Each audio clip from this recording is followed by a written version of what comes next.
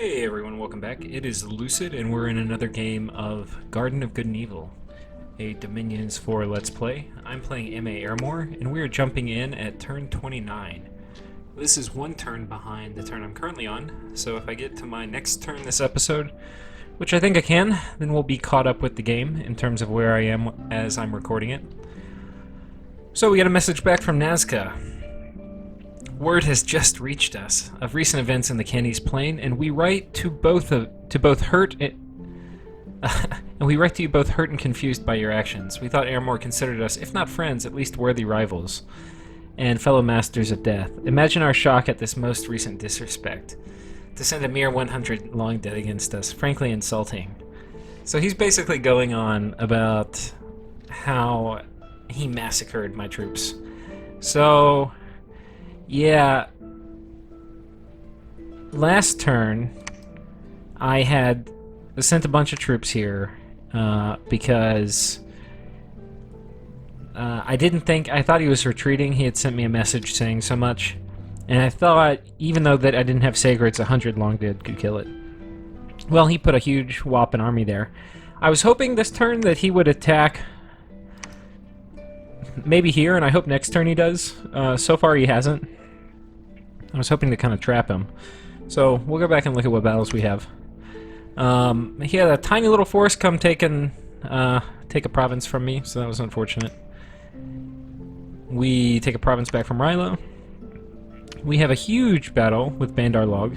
I lose a bunch of guys, but if we look at the key ones, Lictors, got a few of those left. And I got 10 knights left. So in terms of forces that matter, I lost about 40%. And he lost almost everybody, though he still has a few of these guys left. If we look at who's left, he's got some white ones, about 10. And he's got a few Bandar Warrior. All of his Tiger Riders are dead. And he has 4 Gurus, a Rishi, and that's about it in terms of things that are really going to hurt me. So we'll watch that battle. We had 2 more battles with Airmore. You can see I lost this one to a man. And we had this one where I took a province back. We had some events, a bad event, another Magic is Fading event. This again is the worst event in the game. And this is why you do not get Drain 3. So what I figured out after this, because I don't think I've remembered getting so many Magic is Fading events. If you only get 1 or 2 all game, it's not a big deal, but I've had 2, and it's not even the end of year 3. What you can do is you can stockpile your gems on commanders. It's annoying, but you can do it. And then there's a chance the commanders get picked off in like an assassination or something. Which is very possible if you have misfortune like I do. But anyway, this was really bad. Alright. So we had a few more bad events, and guess what? We had a fort finish. So this is the fort to protect my Canyon of Wind, which is pretty damn useful. We have some gold. We could build a temple on it. I thought about doing that. But instead I'm going to save to fort up this province. I'd really like to get this throne on lockdown and then start site searching it. There's probably some good sites here. So, if you do this build, you don't really have much dominion. So I started at 6, I'm up to 7 because I have, you get that when every 5 temples you get a dominion score bump. I'm about to get when I need 2 more temples. I don't like building unforted temples, so when I get this fort up, I'll be able to build a temple here and here, and that will bump my dominion up to 8, which will be really good. I'll probably get dominion 9 at some point before the game ends, maybe 10 if I'm doing really well. So let's look at the plans. Let's look at this battle first. This was the really big battle. So he's basically got a lot of troops. One thing you'll notice, and he might have won this fight if he did it, these guys are not going to get blessed. I've seen this battle before. Bandar Log has pretty bad priests. I don't think his priests can communion up either. Yeah, he's got a level 1 priest. So he has a really hard time getting all these guys blessed, which is unfortunate if you've got a pretty strong bless like this. Like he's got B9, and he's still struggling with it. So, and like all these troops, they've got 2 kicks. Blood Bless is really good on them, but yeah, they're not doing it. They're also starving, so he's just got a really, really big army here, which is good because I think certainly for morale they're going to take a hit. It's -4 morale, which is not a big deal for a lot of the guys, but for some of them it would be. Oh, I think these guys must be starving because they were in a province where they were starving last turn. So it's the province where you spent the turn before. So that probably helps. I don't know all the effects starving has. I know it's a morale hit. If it does something else, that would be really good. I don't think it does, though you would think it might cause...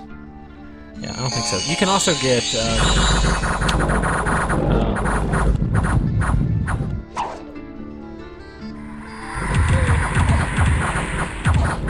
yeah, you can also get disease and things like that, which will kill your dudes. So you definitely don't want to starve for long periods, but in terms of like just 1 turn of starving, it's not as big of a deal.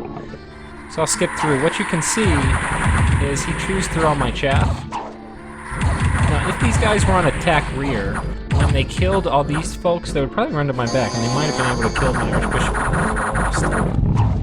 But instead, you can see they're going to circle back up. But yeah, they probably wouldn't have, because I killed a critical mass where they started routing, and I'm just going to hunt down all these tigers. Watch this. Boom. They try to run, but this is where that Water 9 blast is really nice. I'm going to get a lot of them here. Okay. Well, I didn't get all of them. I thought it said in the battle report I killed more than I did.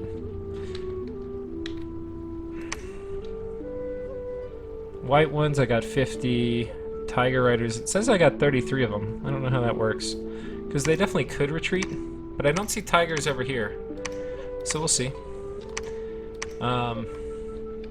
So I'm back, if we zoom out a little bit. I've gotten most of the land back that I had originally.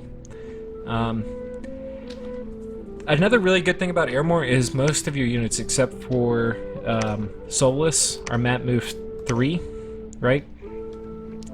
And a lot of your commanders are map move 3. So what this means is I took this fort. I barely won it. So from Bandar's perspective, it's bad because he lost. He lost a bunch of guys. But he traded pretty well. He got a lot of my troops. What is not good for Bandar is that from 3 provinces away, I can move an entire army on top of this, which is going to have it damn near ready to storm next turn.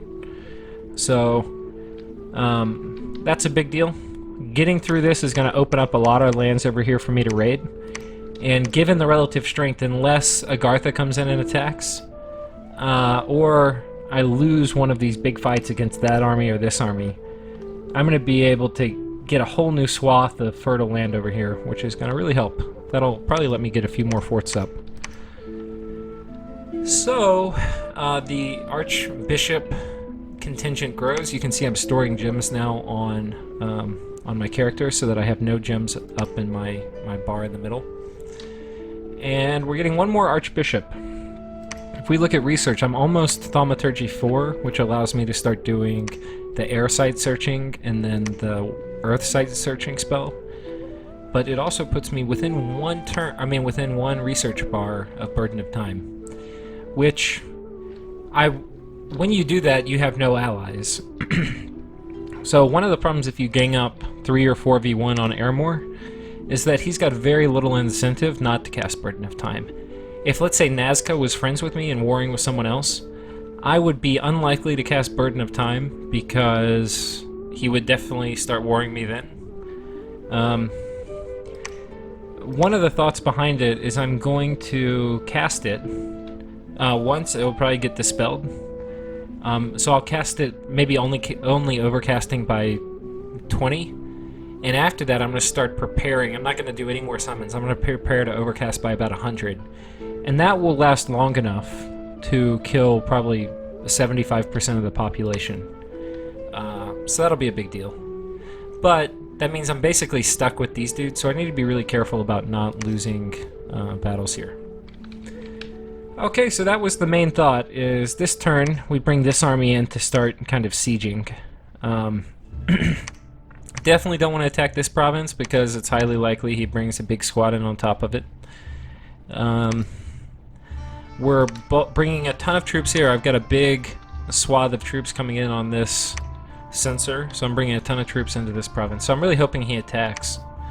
But if not, I'll attack him. So that's really the end of this turn, and I'll catch you guys next turn.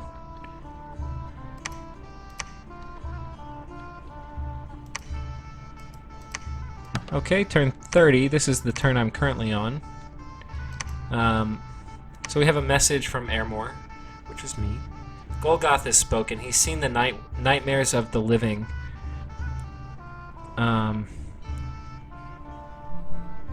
man, I kind of like typoed this all up. The living fear to enter his lands for fear of starvation. Fear not, my children. For offerings of 5 death gems, you can buy bags of wine and rejoice as your subjects prepare to transition into death. So, yeah. I have a bag of wine and I'm trying to sell it, which is another way of saying kind of F you to everybody, because if I'm willing to give them bags of wine, that means I'm not scared about them invading. Heat went up, kind of nice. Okay. You can see I told you I was doing a big reinforcement, and the reinforcements have arrived. He's got about 9 priests in this province, which is good for him. He's probably going to try to attack here, but he probably thought he had one more turn. So he's probably got an army here that's going to move in with these priests. But meanwhile, I'm going to take the fort. So he may actually pull the priest back to meet this army, since he probably doesn't want to be caught out in the open. Since he probably only has about 10 or 15 troops in the fort, I'm not going to send my whole force in here. What I'm actually going to do is I'm going to send a big contingent of them here. And I'm going to send a big contingent here. And then the other contingent, these guys, are going to storm the fort. Oh, in terms of battles, there's not really much of one. We took this from Machaca. I mean, we're going to move these guys in here. The other thing I'll note is I've got some priests on top of the fort. You can reanimate ghouls without even having control of the province, really. So, a lot of population here. Enemy Dominion. This is going to be one of my biggest ghoul production populations that I've had, which is really good because this is a super strategic location. So I don't think there's anything he can do to save this fort this turn. I'm going to take a bunch of these. That's going to bump my income up probably to the mid 500s, maybe high 500s. So that's really good. He's probably going to attack with this. At one point, I could have pulled a lot of troops here, right? I could have pulled this army here. I had armies in in this province, in this province, in this province, and in this province. I could pull them all here in the middle, because this is where I think he'll attack. Unfortunately, though, I think I would lose. They have a lot of illithids, so I'd have to bring a lot of zombies, which I could do. But he's also got 7 star spawn, and there's a bunch of star children. So if he has 6 star children and 7 star spawn, that would be a really, really big banishment communion. And this would be one of my weakest big armies that I would bring here. So I'm definitely not going to do that until I have my strongest big army. So I'll probably have to let him run around a little bit. The good thing is, as soon as he moves on one of these provinces, they're all going to be starving, and they're going to have poor morale, so that's really good. Alright. Other things in terms of moves, I'm taking my bag of wine back so that hopefully I can barter it off. But that's pretty unlikely. This is a really big army. If you look at number of sacreds, I've got 32, plus 12, plus 12, plus 5. So it's around 70 probably total, right? 65 or something. 60, I don't know. I can't do math. So this is a really, really big force. This is the biggest, I think, sacred number I have. If we look at this army, I've only got... I've still got a lot. They're probably both about 60. So I think I have a really good chance of killing these guys in this province if we fight. And that's a risk I'll take. Yeah. So that's really good, especially now that I'm close to Burden of Time. I'm much less worried about losing all these provinces. I don't think it's going to happen, but I'm kind of willing to play the dice because I've already made up my mind that I'm going to cast it, And that's basically where all my death gems are going to go for the next 20 turns. So, alright, I think that's about it. We're preparing an army here in this province to fight these guys eventually, but we're running from them for now. We're taking this province from Bandarlog this turn, and we're going to take 2 more. Possible that these guys are going to attack me. That would be unfortunate. Yeah. Oh. Okay. So I think that's it. Thanks for watching, everyone, and I'll catch you next time.